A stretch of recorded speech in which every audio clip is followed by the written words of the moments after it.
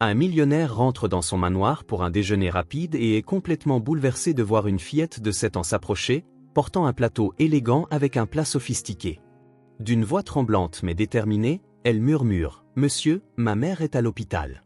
Je suis venu cuisiner à sa place. » Quand il lui demande comment elle a réussi à entrer dans le manoir, sa réponse le surprend, et il fait quelque chose qui la laisse profondément choquée. Avant de commencer l'histoire, n'oubliez pas de laisser un like et de vous abonner à la chaîne pour voir plus d'histoires comme celle-ci.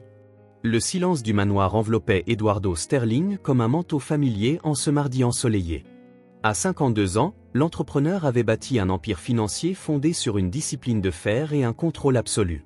Chaque minute de sa vie était chronométrée, chaque décision calculée avec une précision mathématique. Sa routine était sacrée. Rentrer chez lui à 12h15, déjeuner seul en exactement 15 minutes et repartir pour sa prochaine réunion à 13h. En traversant les couloirs de marbre italien, Eduardo ajusta le poignet de sa chemise italienne sur mesure. Le parfum des roses blanches du jardin se mêlait à l'arôme de la tisane à la camomille que sa cuisinière privée, Elena, préparait toujours pour accompagner ses repas. C'était un rituel qui l'apaisait, l'un des rares moments où il permettait à son esprit de se détendre des pressions constantes des affaires. Sa fiancée, Veronica Thorne, avait appelé 3 fois ce matin-là, insistant sur les détails de la fête de fiançailles qu'elle organisait pour le mois suivant. Chaque conversation le laissait plus tendu, sans qu'il puisse vraiment expliquer pourquoi. Elle parlait d'invités illustres, de l'importance d'impressionner les bons cercles sociaux, de la manière dont cette fête rehausserait encore son statut dans la société. Eduardo acquiesçait machinalement, mais quelque chose en lui se crispait à chaque mot. La salle à manger l'attendait avec son élégance habituelle. La table en acajou poli reflétait la lumière dorée qui filtrait à travers les rideaux de soie. Le couvert était impeccablement dressé, la vaisselle en porcelaine française disposée avec une précision millimétrique. Eduardo tira sa chaise habituelle, celle qui lui offrait la meilleure vue sur le jardin, et attendit. Elena apparaissait toujours ponctuellement à 12h20, portant un plateau d'argent avec son plat préféré et un sourire discret mais chaleureux. Elle travaillait pour lui depuis près de 3 ans, et Eduardo s'était habitué à sa présence silencieuse et efficace. Il parlait rarement au-delà des salutations polies, mais il y avait quelque chose de réconfortant dans son dévouement. L'horloge murale sonna 12h22. Le front d'Eduardo se plissa. Elena n'était jamais en retard. Peut-être y avait-il un problème en cuisine, ou peut-être préparait-elle quelque chose de spécial. Il tapota des doigts sur la table, une habitude qu'il avait développée lorsque sa routine était interrompue. C'est alors qu'il entendit des pas. Pas les pas fermes et familiers d'Elena, mais quelque chose de différent. De petits pas hésitants qui semblaient traîner sur le sol en marbre. Eduardo leva les yeux, s'attendant à voir son employé, mais ce qu'il vit le laissa complètement paralysé.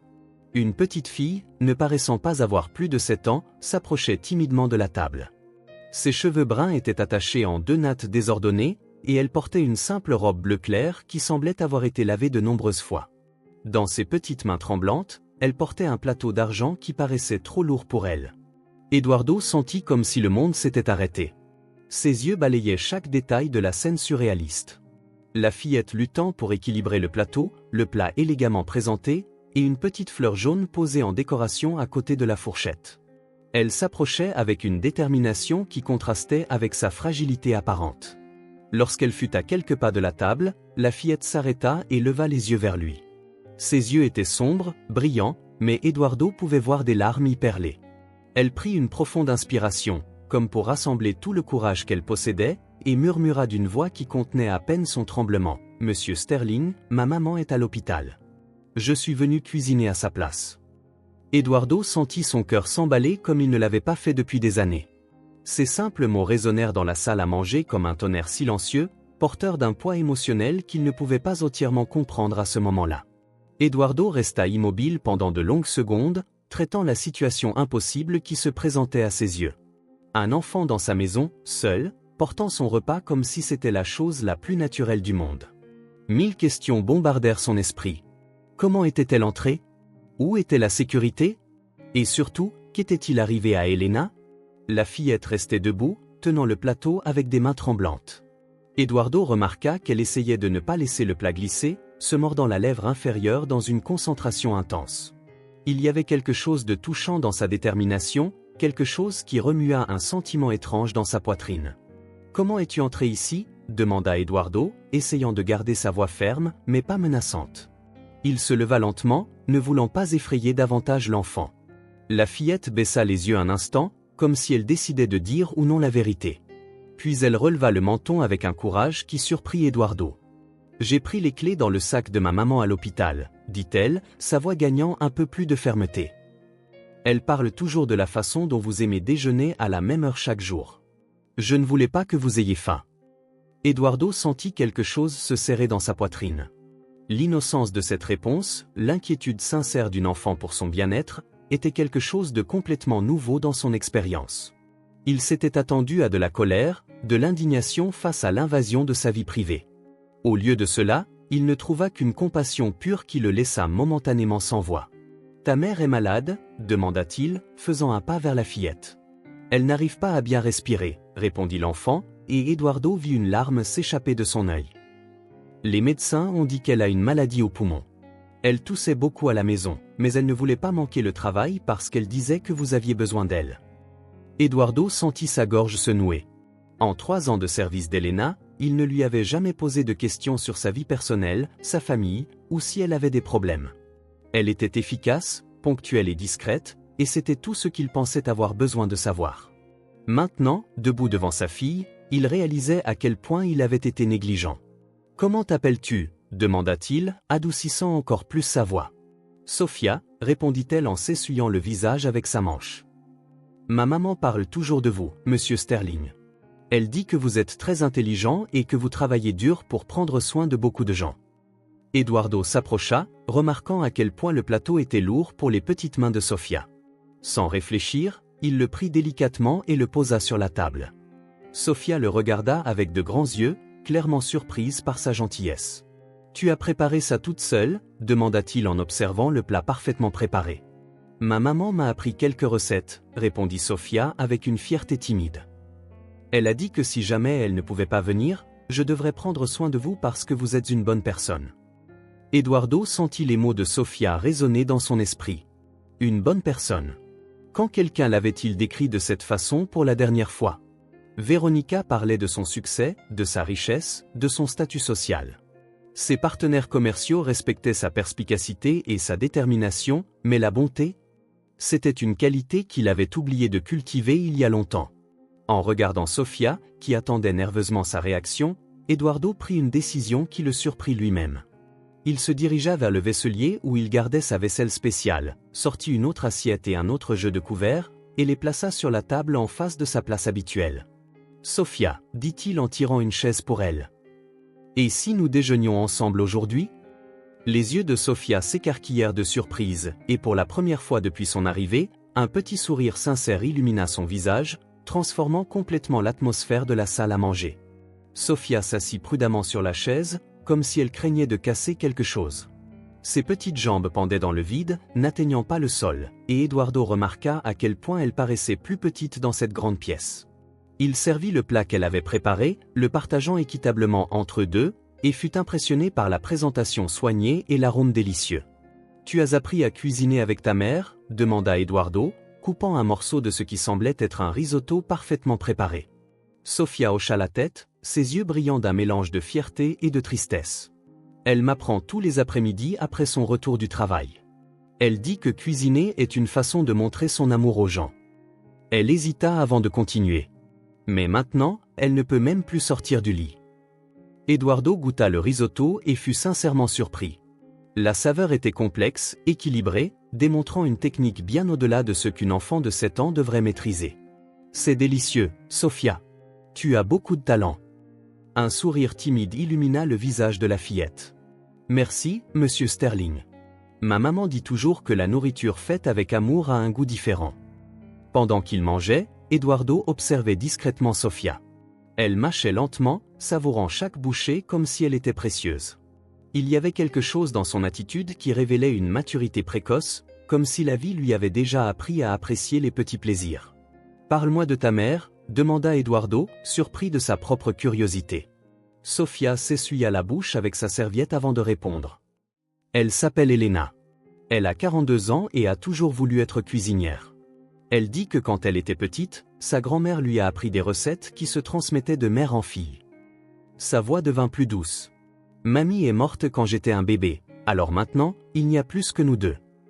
Eduardo sentit un pincement au cœur. Elena n'avait jamais mentionné qu'elle était une mère célibataire élevant seule Sofia. Il commença à comprendre pourquoi elle ne manquait jamais le travail, pourquoi elle semblait toujours si dévouée. « Et ton père » demanda-t-il doucement. Sofia baissa les yeux. « Il est parti quand j'étais toute petite. Ma maman dit que certaines personnes ne savent pas rester quand les choses deviennent difficiles. » Elle releva les yeux. « Mais elle dit qu'on n'a pas besoin de lui parce qu'on est forte. » Eduardo déglutit difficilement. Ces mots portaient une sagesse et une douleur qu'un enfant ne devrait pas connaître.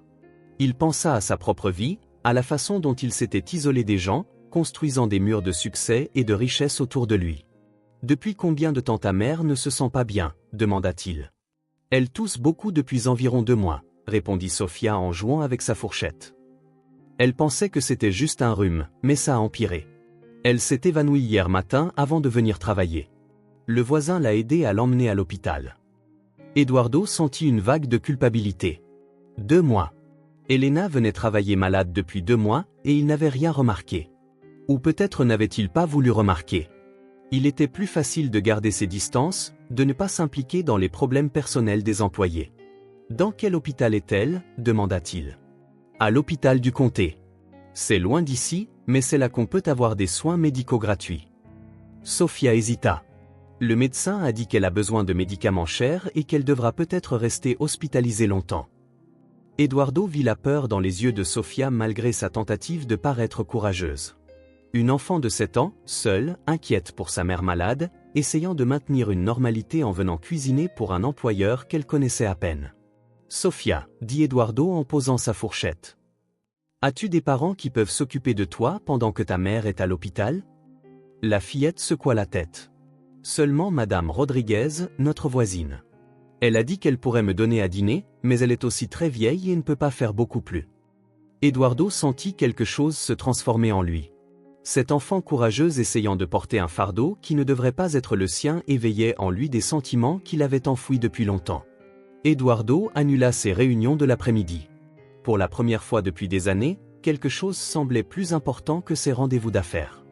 Il regarda Sofia finir son déjeuner avec le même dévouement que celui avec lequel elle avait préparé le repas, et un étrange sentiment de protection grandit dans sa poitrine. « Sofia, voudrais-tu m'accompagner pour rendre visite à ta mère à l'hôpital » demanda-t-il, se surprenant de ses propres mots. Pendant le trajet vers l'hôpital, Eduardo observait Sofia dans le rétroviseur. Elle montrait du doigt tout ce qu'elle voyait par la fenêtre, posant des questions sur les bâtiments, les voitures, les gens. Sa curiosité était contagieuse, et Eduardo se retrouva à voir la ville à travers ses yeux.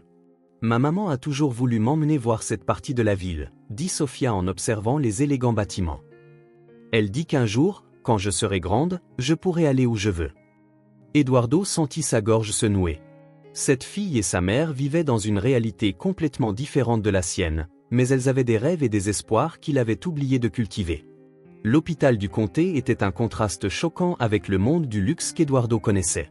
Des couloirs bondés, une odeur de désinfectant bon marché, des gens attendant sur des chaises en plastique cassées.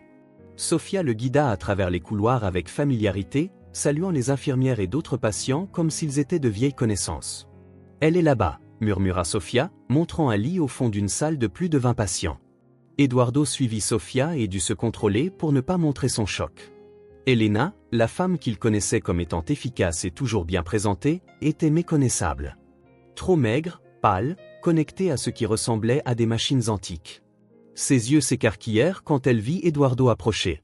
« Monsieur Sterling » murmura-t-elle en essayant de s'asseoir dans son lit. « Je suis tellement désolée. »« Ne vous inquiétez pas de ça maintenant » interrompit Eduardo en s'approchant du lit. « Comment vous sentez-vous » Elena se mit à pleurer. « Monsieur, je ne voulais pas que vous me voyiez comme ça. Et Sofia, elle n'aurait pas dû venir chez vous. Je lui ai toujours dit de ne jamais vous déranger. » Sofia prit la main de sa mère. « Maman, il a été très gentil avec moi. Nous avons déjeuné ensemble et il n'était pas fâché. » Eduardo observa l'interaction entre la mère et la fille, voyant l'amour inconditionnel qui existait entre elles. Elena caressa le visage de Sofia avec des doigts tremblants. Et Eduardo réalisa à quel point cette femme avait tout sacrifié pour sa fille. Elena, dit Eduardo en tirant une chaise pour s'asseoir près du lit. Je dois comprendre ce qui s'est passé. Sofia m'a dit que vous êtes malade depuis 2 mois. Elena baissa les yeux, honteuse. Je pensais que ça passerait, monsieur. Je ne voulais pas manquer le travail. Je sais combien vous appréciez la ponctualité. Eduardo sentit une vague de remords. Son obsession du contrôle et de la perfection avait empêché une employée loyale de chercher de l'aide médicale quand elle en avait besoin. Et qu'ont dit les médecins, demanda-t-il. Une pneumonie sévère, répondit Elena d'une voix faible. Et ils ont dit que si j'avais cherché de l'aide plus tôt? Elle ne termina pas la phrase, mais Eduardo comprit l'implication. Sofia serra fort la main de sa mère. Elle va aller bien, n'est-ce pas, monsieur Sterling? Eduardo regarda cette enfant courageuse, puis la mère fragile dans le lit d'hôpital, et sut que sa vie était sur le point de changer pour toujours. Eduardo resta à l'hôpital jusqu'au début de la soirée, parlant avec les médecins et les infirmières de l'état d'Elena. Les informations qu'il reçut le troublèrent profondément. La pneumonie s'était développée parce qu'elle parcourait de longues distances sous la pluie pour économiser sur les transports, arrivant au travail mouillé et frigorifié à plusieurs reprises. Elle arrivait toujours tôt et restait tard, dit une infirmière qui connaissait Elena. Même malade, elle venait à l'hôpital pendant ses heures de repos pour s'occuper d'autres patients. C'est une femme très spéciale. Eduardo sentit le poids de la culpabilité peser sur sa poitrine. Pendant qu'il gaspillait des milliers de dollars dans des dîners luxueux, son employée la plus dévouée luttait pour payer les transports de base. Il regarda Sofia, qui s'était endormie sur la chaise à côté du lit de sa mère, et prit sa première décision importante. « Je veux transférer Elena dans un hôpital privé », dit-il au médecin responsable, le meilleur de la ville. Le médecin parut surpris. « Ce serait excellent pour elle, monsieur. Ici, nous faisons ce que nous pouvons, mais nos ressources sont limitées. » Sur le chemin du retour, Sofia parla peu, clairement inquiète pour sa mère. Eduardo l'observa dans le rétroviseur, la regardant serrer une petite poupée de chiffon qu'elle avait apportée de l'hôpital. « Cette poupée est spéciale ?» demanda-t-il. Sofia hocha la tête. « Ma maman l'a faite pour moi quand j'étais petite. Elle a dit que chaque fois que je me sentirais seule, je pourrais serrer la poupée et me souvenir qu'elle m'aime. » Eduardo sentit son cœur se serrer. Cet enfant avait appris à trouver du réconfort dans des gestes simples, tandis que lui avait oublié le sens de la véritable intimité émotionnelle. Quand ils arrivèrent au manoir, Eduardo était déterminé à s'occuper de Sofia jusqu'à ce qu'Elena se rétablisse. Il lui montra l'une des chambres d'amis, s'assurant qu'elle avait tout ce dont elle avait besoin. Sofia explora la chambre avec admiration, mais Eduardo remarqua qu'elle emportait sa poupée partout. « As-tu faim » demanda-t-il. « Un peu » admit Sofia. « Mais je peux cuisiner quelque chose pour nous. » Eduardo secoua la tête. « Aujourd'hui, c'est moi qui cuisine pour toi. » Sofia le regarda, surprise. « Vous savez cuisiner, monsieur Sterling ?» Eduardo eut un petit rire, un rire sincère qu'il n'avait pas ressenti depuis longtemps. « On va le découvrir ensemble. » Ils passèrent la soirée dans la cuisine, Eduardo essayant de préparer quelque chose de simple tandis que Sofia le guidait patiemment. C'était une inversion des rôles qui l'amusait et le touchait à la fois. Sofia riait de ses tentatives maladroites, mais l'encourageait toujours. « Ma maman dit que ce n'est pas grave si la nourriture n'est pas parfaite, » dit Sofia, regardant Eduardo se débattre avec une omelette. « Ce qui compte, c'est l'amour que tu y mets. » Pendant qu'il dînait dans la cuisine, Eduardo reçut un appel de Veronica. Sa fiancée était furieuse parce qu'il avait annulé un important dîner avec des investisseurs étrangers. « Eduardo, tu ne peux pas simplement disparaître, » cria-t-elle au téléphone. Ce dîner était crucial pour nos plans.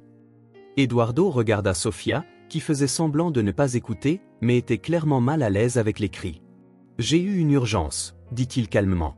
« Quelle sorte d'urgence est plus importante que nos carrières ?» insista Veronica. Eduardo hésita. Comment expliquer qu'il avait découvert que son employé était à l'hôpital, que sa petite fille lui avait touché le cœur d'une manière qu'il ne pouvait pas entièrement comprendre. « Veronica, puis-je t'appeler demain ? Je m'occupe d'une situation délicate. »« T'occuper ?»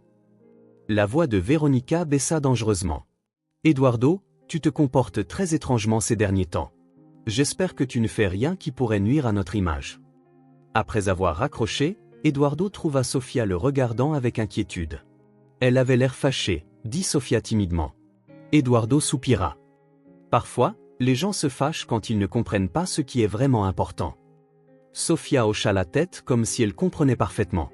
Ma maman dit, certaines personnes ne voient que ce qu'elles veulent, pas ce qu'elles ont besoin de voir. Eduardo regarda cette petite fille sage et réalisa qu'elle avait raison. Veronica ne voyait que le statut, l'argent, les apparences.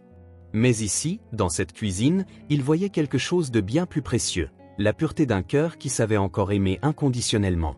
Le lendemain matin, Eduardo se réveilla avec un étrange sentiment de détermination. Pour la première fois depuis des années, quelque chose au-delà des chiffres et des réunions occupait ses pensées.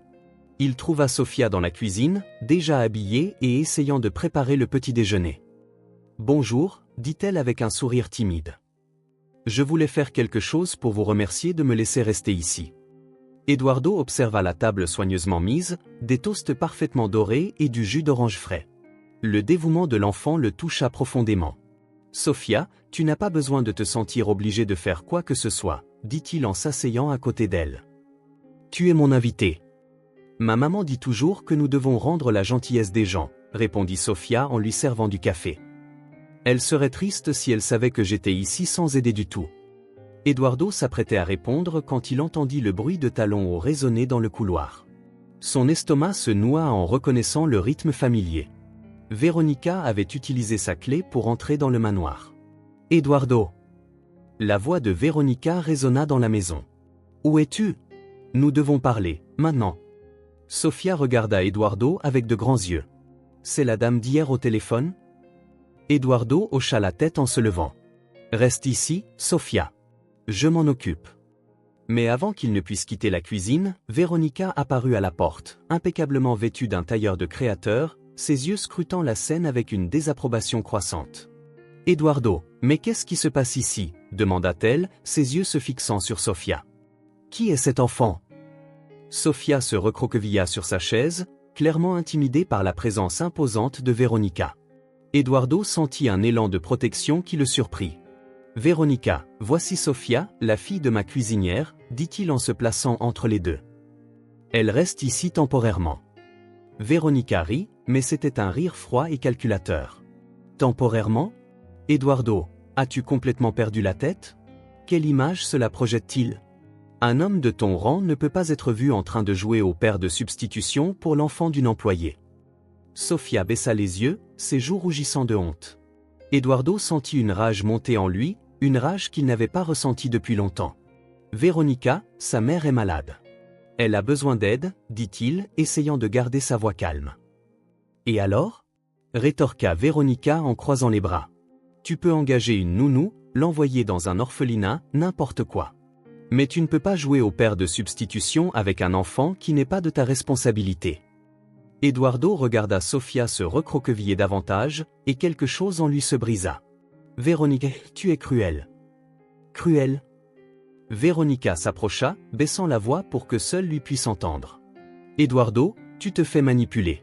Cette femme a probablement tout planifié. Les employés essaient toujours de profiter des employeurs riches et seuls. »« Manipuler ?»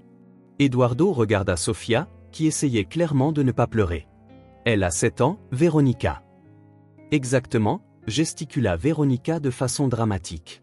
« Les enfants sont les meilleurs manipulateurs. Elle sait exactement comment jouer avec tes émotions. » Sofia se leva brusquement de table, les mains tremblantes. « Je vais dans ma chambre », murmura-t-elle en sortant de la cuisine en courant. Eduardo regarda la fillette partir, le cœur brisé. Quand il se tourna vers Veronica, ses yeux étaient remplis d'une fureur froide qu'elle n'avait jamais vue auparavant. « Sors de ma maison », dit-il, sa voix dangereusement basse. Veronica cligna des yeux, surprise. « Eduardo, tu ne peux pas être sérieux. J'essaie juste de te protéger. »« Protéger ?» Eduardo fit un pas vers elle. « Tu viens d'humilier un enfant innocent devant moi.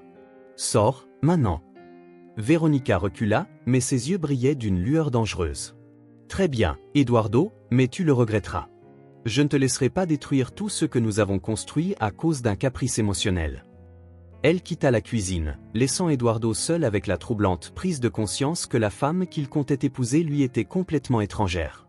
Eduardo se précipita à l'étage à la recherche de Sofia. Il la trouva dans la chambre d'amis, assise sur le lit, serrant sa poupée de chiffon et pleurant en silence. La vue lui brisa le cœur. Sofia, dit-il doucement en s'asseyant sur le bord du lit. Je suis vraiment désolé pour ce qui s'est passé. Sofia leva ses yeux rougis vers lui. Elle a raison, n'est-ce pas? Je vous cause des ennuis, monsieur Sterling. Eduardo sentit une douleur dans sa poitrine. Non, Sofia, tu ne causes aucun ennui. Elle avait tort. Mais c'est votre petite amie, murmura Sofia. Elle doit être importante pour vous, monsieur Sterling. Eduardo hésita. Comment expliquer à une enfant de 7 ans qu'il commençait à tout remettre en question dans sa vie? Sofia, parfois on découvre que les personnes que l'on pense importantes ne sont en fait pas celles qui nous rendent heureux. Sofia le regarda avec cette sagesse précoce qu'il avait appris à reconnaître. Ma maman dit que le véritable amour ne fait pas de mal aux autres. Ces simples mots frappèrent Eduardo comme un éclair. Dans toutes ces années de relation avec Veronica, il ne s'était jamais senti vraiment aimé, admiré, désiré pour ce qu'il possédait, mais jamais aimé pour qui il était vraiment. « Veux-tu aller voir ta mère ?» demanda-t-il, changeant de sujet. Sofia hocha la tête avec enthousiasme. « Je pourrais lui dire que vous êtes encore plus gentil qu'elle ne l'imaginait. » Pendant le trajet vers l'hôpital, Eduardo reçut plusieurs appels de Veronica, tous ignorés. Elle envoya également des messages menaçants, mais il était concentré sur Sofia, qui fredonnait doucement sur le siège arrière. À l'hôpital, ils trouvèrent Elena visiblement mieux. Les médecins avaient ajusté ses médicaments, et elle respirait plus facilement. Ses yeux s'illuminèrent en voyant Eduardo. « Monsieur Sterling, je ne sais pas comment vous remercier pour tout ce que vous faites, » dit-elle en essayant de s'asseoir. « Pas besoin de me remercier, » répondit Eduardo. « Sofia a très bien pris soin de moi. » Elena sourit en regardant sa fille. « Elle a toujours été très responsable.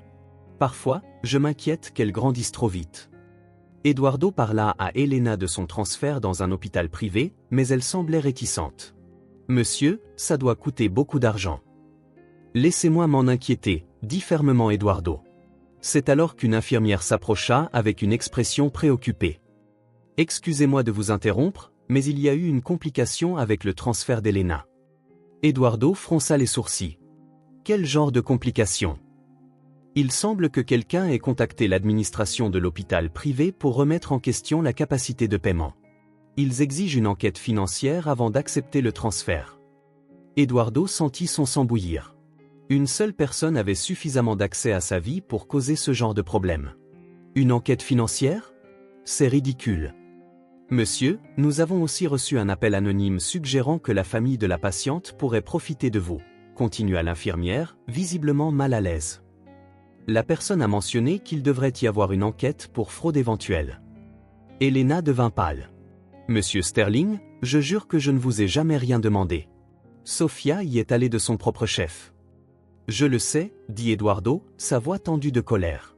« Quelqu'un essaie de saboter le transfert. » Sofia tira sur la manche d'Eduardo. « Monsieur Sterling, est-ce que c'est la dame fâchée qui a fait ça ?» Eduardo regarda cet enfant perspicace et réalisa qu'elle avait compris exactement ce qui se passait. « Ne t'inquiète pas, Sofia. Je vais m'en occuper. » À ce moment-là, Eduardo prit une décision qui allait tout changer. Il prit son téléphone et appela son avocat personnel. « Marc, j'ai besoin que tu viennes à l'hôpital du comté maintenant.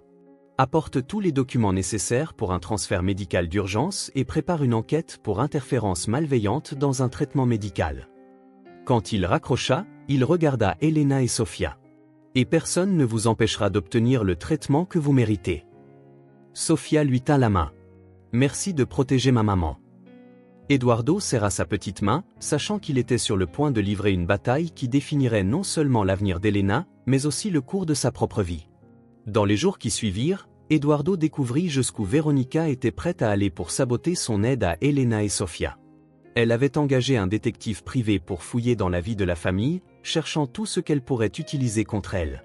« Monsieur Sterling, » dit Marc, son avocat, lors d'une réunion dans son bureau, « votre fiancée est très méticuleuse. Elle a réussi à accéder aux dossiers médicaux, à l'historique financier, même aux conversations avec les voisins d'Elena. » Eduardo sentit un mélange de colère et de dégoût. « Et qu'a-t-elle découvert ? » « Rien qui puisse saper votre décision d'aider, » répondit Marc. Elena a un dossier impeccable. Elle a travaillé dans plusieurs foyers respectables, toujours avec d'excellentes références. Sofia réussit bien à l'école malgré les difficultés financières. Ce sont des personnes véritablement intègres. Eduardo hocha la tête. Mais il savait qu'un manque de preuves n'empêcherait pas Veronica de causer des problèmes. Et le transfert d'Elena? Nous avons réussi à le finaliser la nuit dernière. Elle est déjà au Prestige Medical Center, recevant le meilleur traitement possible. Mais il y a eu d'autres complications. Eduardo haussa un sourcil. Quel genre de complications? Votre fiancée a répandu des rumeurs dans vos cercles sociaux. Elle dit que vous faites une dépression nerveuse, que vous êtes manipulé par des opportunistes. Certains de vos partenaires commerciaux sont préoccupés. Eduardo sentit le poids de la manipulation de Veronica. Elle connaissait exactement les points faibles de sa réputation commerciale. Et il y a plus? Elle a aussi contacté le personnel de votre manoir pour essayer d'obtenir des informations sur Sofia. Elle a offert de l'argent pour révéler des détails sur le comportement de la fillette. Eduardo serra les poings. Elle enquête sur une enfant de 7 ans. Pire que ça, continua Marc. Elle a suggéré au personnel que Sofia pourrait mentir sur la maladie de sa mère, que tout pourrait être un plan élaboré pour obtenir de l'argent. Eduardo se leva brusquement. C'est de la folie. Elena se bat littéralement pour sa vie à l'hôpital. Je sais, monsieur, mais Veronica sème stratégiquement le doute. Elle sait que si elle peut amener les gens à remettre en question vos motivations, elle peut vous pousser à renoncer à aider la famille. Eduardo se dirigea vers la fenêtre, observant la ville en contrebas. Marc, je veux que vous enquêtiez sur Veronica. Je veux tout savoir sur elle, en particulier ses finances. Monsieur? J'ai le pressentiment qu'elle n'est pas celle qu'elle prétend être, dit Eduardo, une intuition grandissant dans son esprit. Quelqu'un qui agit avec une telle cruauté envers un enfant innocent doit avoir ses propres secrets. Cet après-midi-là, Eduardo alla chercher Sofia à l'école. Elle avait insisté pour continuer à suivre les cours, même en vivant temporairement au manoir. Quand il la vit sortir de l'école, il remarqua qu'elle avait l'air triste. « Comment s'est passée ta journée » demanda-t-il dans la voiture. Sofia hésita avant de répondre. « Des enfants posaient des questions sur ma maman. Ils ont dit avoir entendu leurs parents dire qu'elle fait semblant d'être malade. » Eduardo sentit une vague de colère. Veronica était allée jusqu'à utiliser d'autres enfants pour cibler Sofia. « Et qu'as-tu dit » ? Que ma maman ne mentirait jamais sur une chose pareille, répondit Sofia. Mais Eduardo pouvait voir des larmes se former dans ses yeux. Mais maintenant, j'ai peur que les gens pensent que nous sommes des menteuses.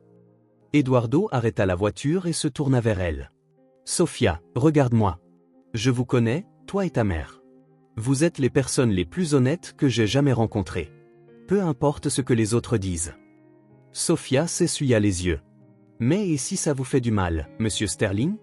Et si les gens arrêtent de faire des affaires avec vous à cause de nous? Eduardo sentit son cœur se serrer. Cet enfant se sacrifiait pour le protéger, tout comme sa mère l'avait fait en venant travailler malade. Sofia, tu n'as pas à t'inquiéter pour moi. Je suis un adulte et je peux prendre soin de moi. Mais la jolie dame a dit que... L'interrompit Eduardo. Elle t'a parlé? Sofia hocha la tête timidement. Elle m'a appelé à l'école.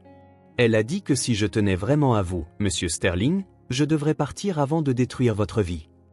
Eduardo sentit une fureur qu'il n'avait jamais connue. Veronica avait franchi toutes les limites possibles en intimidant directement un enfant. Eduardo ne put dormir cette nuit-là. L'idée que Veronica intimide directement Sofia le consumait. Il arpenta les couloirs du manoir, s'arrêtant devant la chambre où Sofia dormait. À travers la porte légèrement entr'ouverte, il pouvait la voir serrant sa poupée de chiffon, semblant inquiète même dans son sommeil. Le lendemain matin, Marc appela d'urgence. « Monsieur Sterling, je dois vous voir immédiatement. J'ai trouvé quelque chose sur Veronica qui va vous choquer. » Eduardo rencontra son avocat dans un café discret, loin des bureaux et des regards curieux. Marc avait l'air tendu, portant un dossier rempli de documents. « Eduardo, ce que je vais vous montrer peut être très difficile à accepter, » dit Marc en ouvrant le dossier.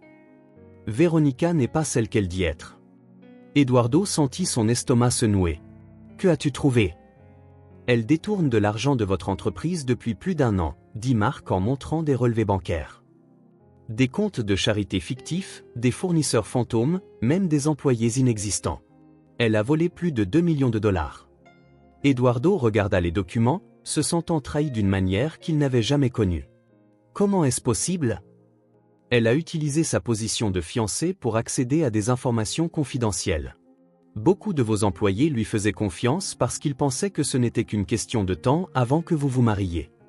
Eduardo feuilleta les papiers, voyant les preuves d'une trahison systématique. Il y a plus?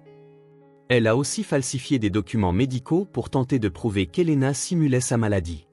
Elle a soudoyé du personnel de l'hôpital du comté pour fournir de faux rapports, créant des preuves que la famille essayait de vous duper. Eduardo se sentit nauséeux. Elle a falsifié les documents médicaux d'une femme mourante.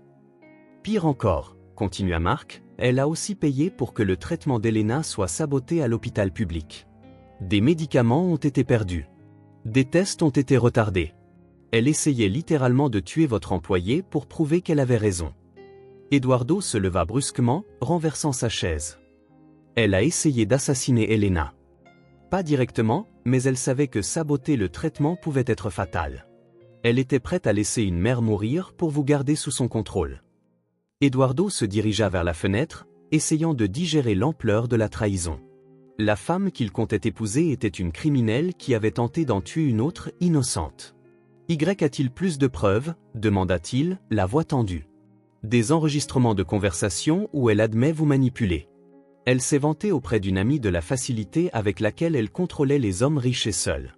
Elle a dit que vous étiez la cible parfaite parce que vous n'aviez pas de famille proche pour remettre en question ses intentions. Eduardo eut l'impression d'avoir reçu un coup de poing dans l'estomac. Elle a dit ça? Il y a un enregistrement où elle rit du fait que vous croyiez qu'elle vous aimait. Elle a dit que vous étiez pathétique et qu'elle avait hâte de se marier pour avoir un accès total à votre argent. Eduardo retourna à la table, se sentant anéanti. Quoi d'autre? Elle a aussi engagé des gens pour intimider Sofia à l'école. Elle a payé d'autres enfants pour poser des questions cruelles sur sa mère. Elle utilise des enfants comme arme psychologique. Eduardo serra les poings. Cette femme est un monstre. Eduardo, il y a autre chose que vous devez savoir, dit Mark en hésitant. Veronica prépare quelque chose pour cette semaine.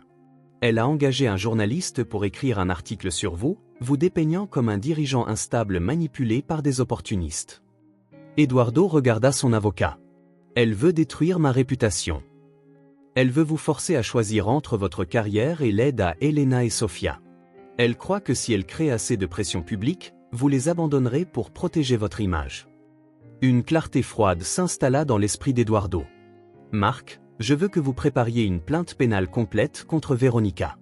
Fraude, sabotage médical, intimidation de mineurs, tout. Monsieur, cela deviendra public. Cela pourrait affecter vos entreprises. Eduardo pensa à Sofia dormant, enroulée autour de sa poupée, soucieuse de le protéger alors qu'elle n'était qu'une enfant. Certaines choses sont plus importantes que les affaires. Eduardo rentra chez lui, déterminé à protéger Sofia de toute cette situation, mais trouva le manoir étrangement silencieux. Il chercha la fillette aux endroits habituels, mais elle était introuvable. Finalement, il trouva une note écrite de sa main d'enfant sur la table de la cuisine. Monsieur Sterling, merci pour tout ce que vous avez fait pour moi et ma maman. Mais je ne peux pas laisser les gens dire de mauvaises choses sur vous à cause de nous. Je vais m'occuper de maman toute seule maintenant. Sofia. Eduardo sentit son monde s'effondrer. Cette enfant courageuse avait décidé de se sacrifier, il se précipita sur le téléphone et appela l'hôpital. Monsieur Sterling, dit l'infirmière, Sofia est venue rendre visite à sa mère il y a quelques heures. Elle a dit qu'elle ne revenait pas chez vous. Eduardo sentit la panique. Où est-elle maintenant? Elle est partie il y a environ 1 heure. Elle a dit qu'elle avait des choses à régler. Eduardo raccrocha et appela immédiatement Mark. Je dois trouver Sofia. Elle s'est enfuie pour me protéger. Monsieur, j'ai déjà demandé à nos enquêteurs de la chercher, mais... Eduardo, il y a autre chose que je dois vous dire. Eduardo sentit son estomac se nouer. Quoi encore? Veronica a accéléré ses plans. L'article sur vous sort demain dans le journal. Elle vous dépeint comme un homme qui a perdu le contrôle émotionnel, manipulé par une famille opportuniste. Eduardo arpenta les couloirs du manoir, se sentant perdu. Et les preuves contre elle? Elle a aussi anticipé. Elle a découvert que nous enquêtions et a détruit plusieurs preuves. Nous en avons encore assez pour la poursuivre, mais elle essaiera de se défendre en attaquant encore plus violemment. Eduardo s'arrêta devant la chambre qu'avait occupée Sofia. Le lit était parfaitement fait, mais elle avait laissé sa poupée de chiffon sur l'oreiller. Il prit la poupée, sentant le poids de la responsabilité qu'il n'avait pas réussi à assumer. Marc, trouvez-la, peu importe le coût.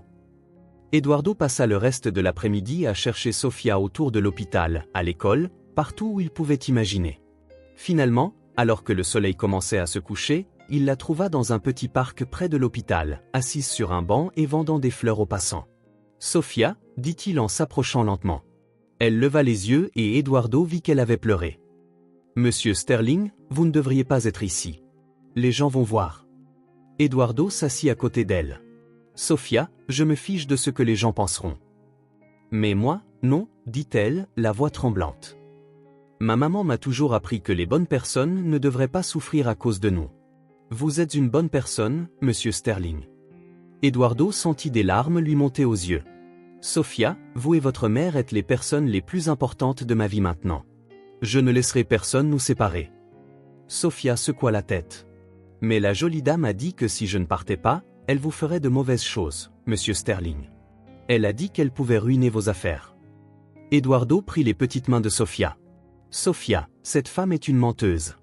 Elle ne peut pas me faire de mal. »« Mais et si elle le peut » murmura Sofia. « Je ne peux laisser personne vous faire du mal à cause de moi. » Eduardo regarda cette enfant courageuse qui était prête à sacrifier sa propre sécurité et celle de sa mère pour le protéger. « Sofia, veux-tu savoir ce que ta mère m'a appris ?» Sofia hocha la tête. « Elle m'a appris que la famille, ce n'est pas seulement une question de sang. C'est choisir de protéger les gens qu'on aime, même quand c'est difficile. » Eduardo serra ses mains plus fermement. « Je vous choisis, vous deux, toujours. » Sofia se mit à pleurer. « Mais j'ai peur, monsieur Sterling. Et si elle fait du mal à ma maman ?» Eduardo sentit une détermination de faire grandir en lui. « Sofia, regarde-moi. Je te promets que rien n'arrivera à ta maman et rien ne t'arrivera à toi. Mais j'ai besoin que tu me fasses confiance. » Sofia le regarda avec ses grands yeux sages. « Je vous fais confiance, monsieur Sterling. » Eduardo la serra dans ses bras, sentant comme s'il embrassait l'essence même de l'espoir et du courage. L'article de journal était dévastateur. Eduardo se réveilla avec des dizaines d'appels de partenaires commerciaux, d'investisseurs et même d'employés, tous remettant en question sa santé mentale. Le titre était cruel, Magna en pleine tourmente. Un dirigeant perd le contrôle, manipulé par une famille opportuniste. Sofia était dans la cuisine quand Eduardo descendit, ayant clairement lu l'article en ligne. Ses yeux étaient rouges d'avoir pleuré. « Monsieur Sterling, ils disent des choses horribles sur ma maman, » murmura-t-elle.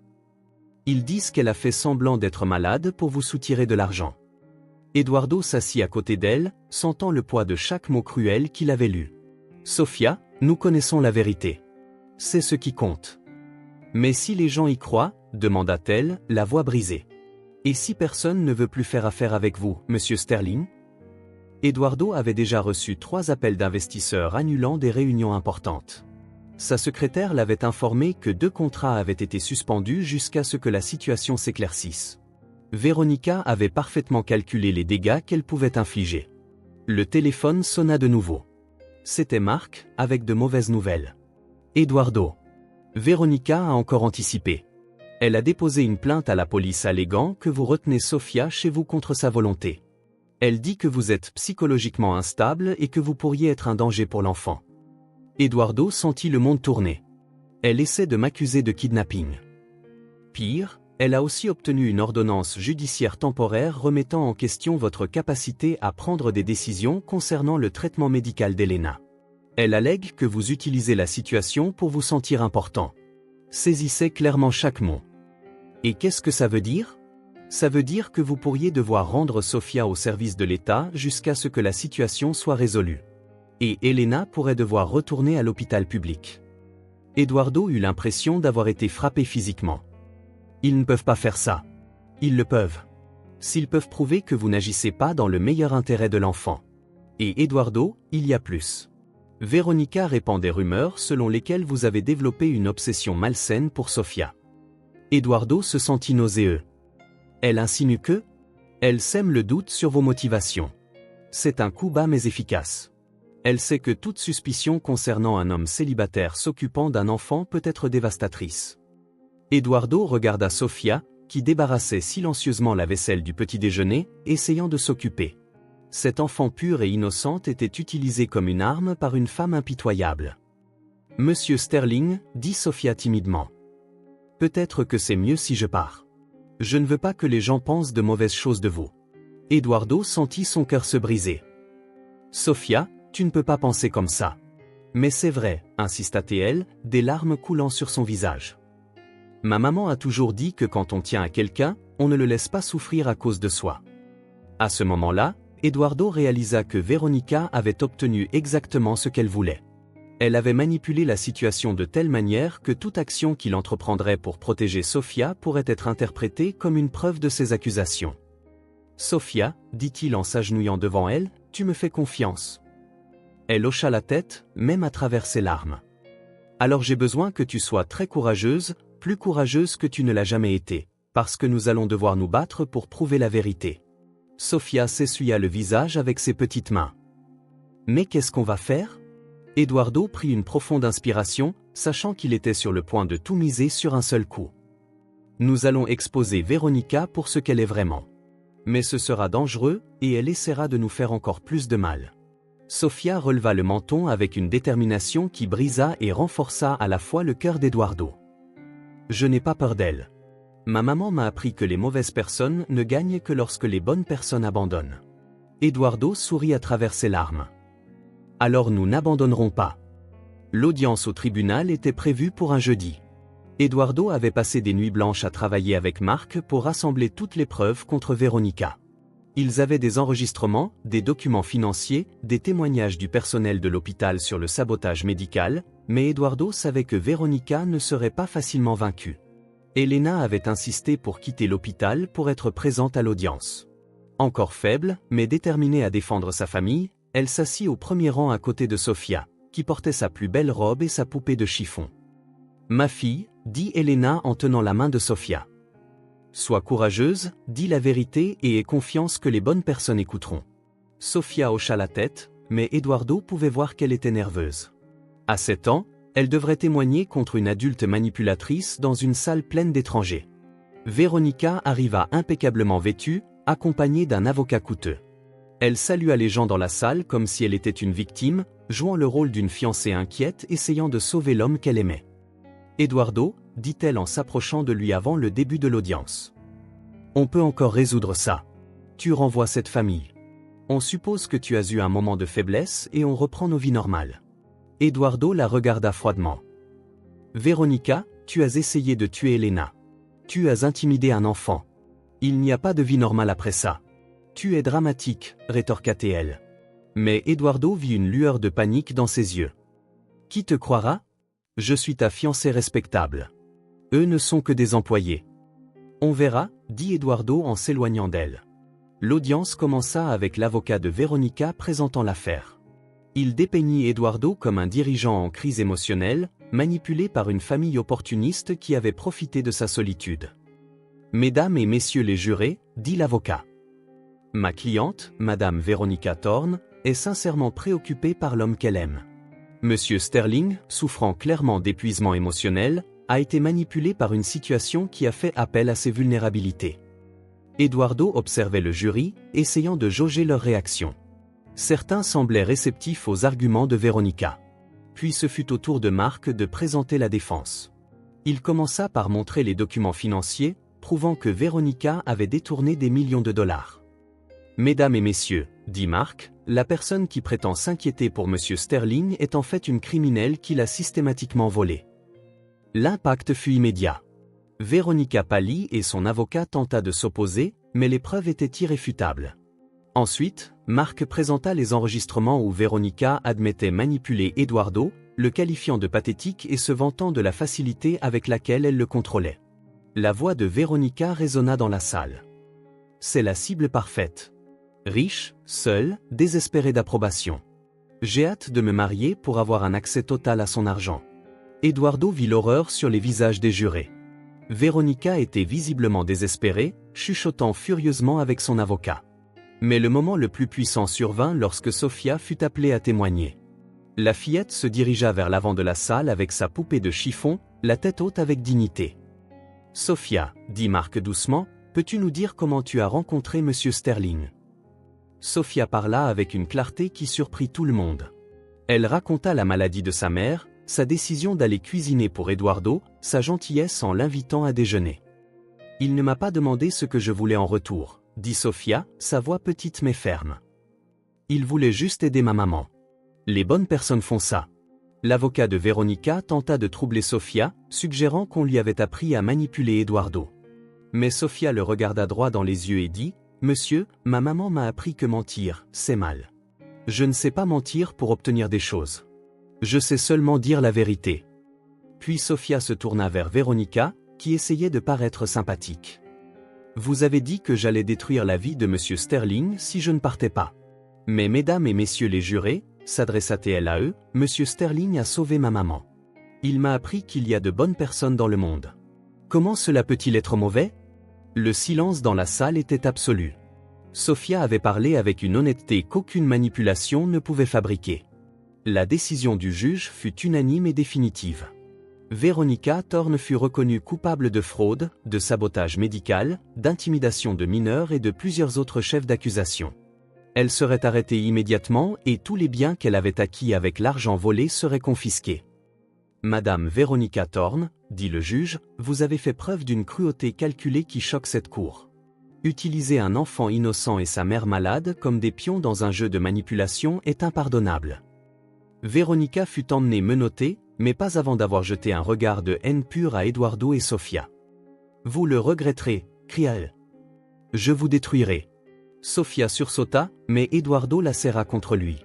« Elle ne peut plus nous faire de mal, murmura-t-il.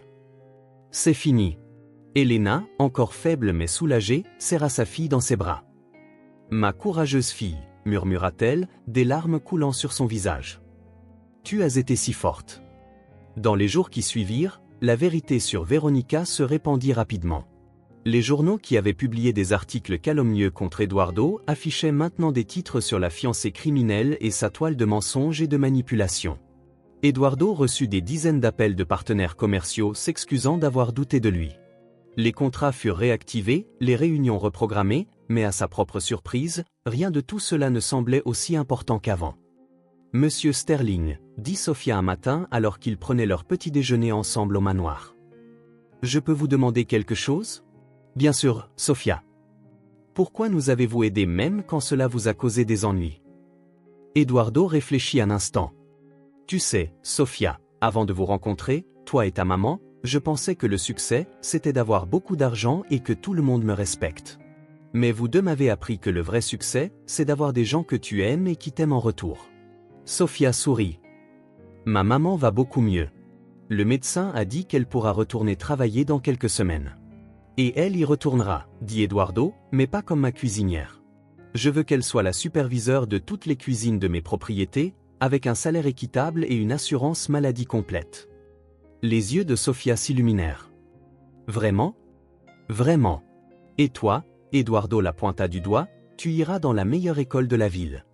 Mais je veux que tu me promettes une chose. »« Quoi ? » ?»« Que tu ne perdras jamais la gentillesse que tu as dans ton cœur. Que tu te souviendras toujours que ce qui compte, ce n'est pas ce que tu as, mais comment tu traites les gens. » Sofia hocha la tête solennellement. « Je promets. » Elena descendit pour le petit déjeuner, marchant lentement mais sans aide. Elle avait pris du poids, ses couleurs étaient revenues, et ses yeux brillaient de nouveau de vie. « Monsieur Sterling, dit-elle en s'asseyant à table. Je avais fait pour nous. Vous n'avez pas besoin de me remercier, répondit Eduardo. Vous m'avez sauvé la vie autant que je vous ai sauvé la vôtre. Elena sourit. Sofia m'a dit que vous aviez dit que nous étions une famille maintenant. Eduardo regarda les deux femmes qui avaient transformé sa vie. Si vous voulez l'être, oui. J'aimerais beaucoup faire partie de votre famille. Sofia se leva et courut le serrer dans ses bras. J'ai toujours voulu un papa, murmura-t-elle. Et vous êtes exactement comme j'imaginais qu'un papa devrait être. Eduardo sentit des larmes monter à ses yeux. Cet enfant courageux qui avait affronté tant d'adversités avait trouvé de la place dans son cœur pour plus d'amour. Et j'ai toujours voulu une fille comme toi, répondit-il en la serrant fort. Elena regarda la scène avec un sourire radieux. Je pense que Dieu savait exactement ce qu'il faisait quand il a envoyé Sofia cuisiner pour vous ce jour-là. Eduardo regarda par la fenêtre le jardin où tout avait commencé et sut qu'elle avait raison. Parfois, les plus grands cadeaux sont enveloppés dans les défis les plus inattendus. Un an plus tard, dans la même salle à manger où tout avait commencé, Eduardo, Elena et Sofia célébraient le premier anniversaire de leur famille de cœur. La table était décorée de fleurs du jardin, et l'arôme d'un déjeuner spécial préparé par Elena emplissait l'air. « Je n'arrive pas à croire que ça fait déjà un an », dit Elena, regardant Sofia servir le plat principal avec le même dévouement que ce premier jour, mais maintenant avec de la joie au lieu du désespoir. Sofia, maintenant âgée de 8 ans, avait grandi et était devenue encore plus confiante. Elle étudiait dans la meilleure école de la ville, mais conservait son humilité et sa gentillesse naturelle.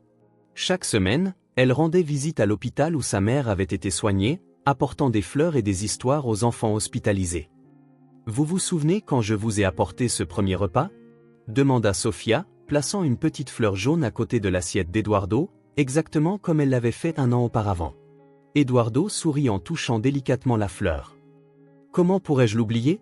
C'est le jour où ma vraie vie a commencé. » Le manoir s'était complètement transformé. Ce n'était plus un symbole d'isolement et de pouvoir, mais une maison remplie de rires, de conversations et d'affection. Eduardo avait mis en place des changements dans toutes ses entreprises, s'assurant que tous les employés recevaient des salaires équitables, une assurance maladie complète et un traitement respectueux. « Papa Eduardo », dit Sofia, utilisant le nom qu'elle avait commencé à lui donner quelques mois auparavant. « Je peux te dire quelque chose ?» Eduardo sentait son cœur se réchauffer chaque fois qu'elle l'appelait ainsi. « Bien sûr, ma chérie. À l'école, quand on me pose des questions sur ma famille, je dis que j'ai la maman la plus courageuse du monde et le papa le plus gentil du monde. Et que notre famille est spéciale parce qu'elle a été formée par l'amour, pas seulement par le sang. » Elena essuya une larme. « Sofia, tu as toujours été sage pour ton âge. J'ai appris de vous deux, » répondit Sofia en servant le jus avec soin. « Vous m'avez appris que la famille, c'est prendre soin les uns des autres, surtout quand les choses deviennent difficiles. » Eduardo regarda autour de la table, voyant les visages des autres membres du personnel du manoir qui étaient maintenant traités comme de la famille.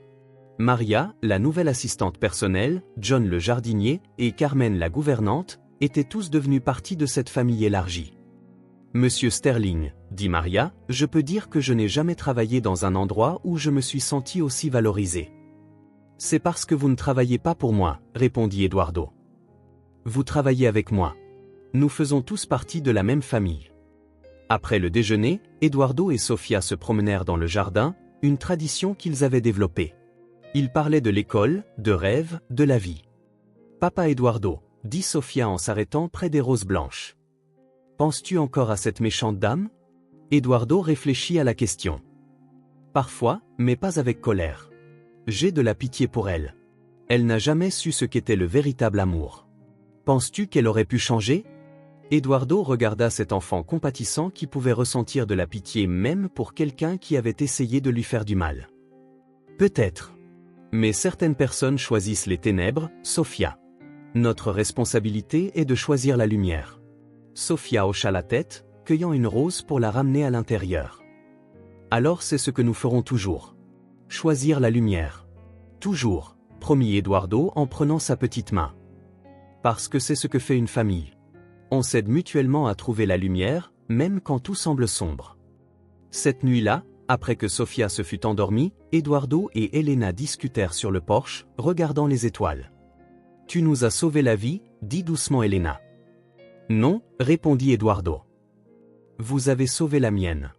Vous m'avez appris que la vraie richesse ne réside pas dans les biens matériels, mais dans le courage d'aimer et de protéger ceux qui ont besoin de notre protection. » Elena sourit. « Sofia dit toujours que tu es la preuve que les anges existent. » Eduardo eut un petit rire. « S'il y a un ange dans cette histoire, c'est elle. Cette fillette courageuse qui est apparue dans ma salle à manger et a tout changé. » Ils restèrent dans un silence confortable, sachant qu'ils avaient trouvé quelque chose de rare et de précieux, une vraie famille basée sur l'amour inconditionnel et le choix quotidien de prendre soin l'un de l'autre. Dans sa chambre, Sofia dormait paisiblement, serrant sa poupée de chiffon. Mais maintenant, entourée de tous les symboles d'une vie sûre et aimée, et pour la première fois de sa vie, Eduardo connaissait le vrai sens d'être chez soi.